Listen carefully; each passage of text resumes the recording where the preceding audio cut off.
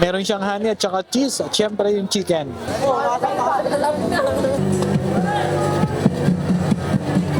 Pasayahan sa Lucena Changi Night Market. Akala ko tahimik ang pasayahan ngayong taon kasi maraming events ang na-cancel dahil sa crisis. Pero pagdating ko dito sa night market ng Lucena, buhay na buhay pa rin pala. Ang daming tao, may mga nagtsatsyangge, may naghahanap ng murang budol, may food trip dito, food trip doon.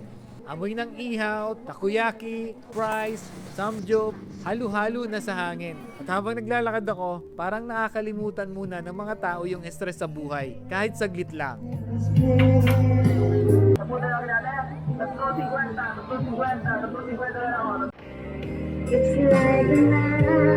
Tapos syempre, andito daw yung paborito kong chicken poppers, kaya hindi pwedeng hindi dadaan. At dito na rin ako maghahapunan. Kanina ko pa hinahanap itong paborito natin na chicken poppers, pero silang pwesto dito malapit sa Index Salon sa may viewers. Ano bago nyo? Cheesy honey po. O, yun ang order ko, cheesy honey. Okay po. Masarap po yun, sir. Cheesy honey yung ating order sa kanila.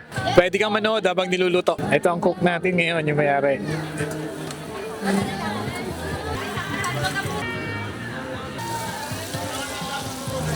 So, meron din sila ditong mga tindang ulam. Minuto, kaldereta, apretada.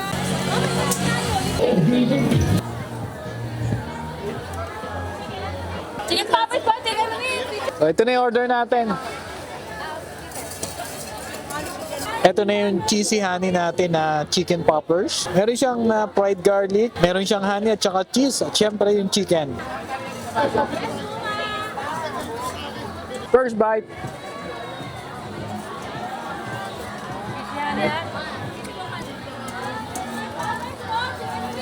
Same taste pa rin. Dati pa rin yung lasa niya. Ang harap, lasa ang lambot ng manok niya. Saka yung honey.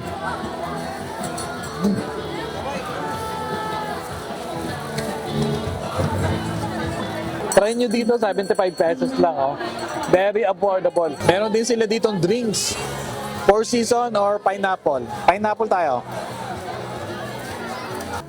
Nakita ko rin dito yung isa nating paborito. Pedro's Classic and Asian Cuisine. Sa tapat lang ng Antigua.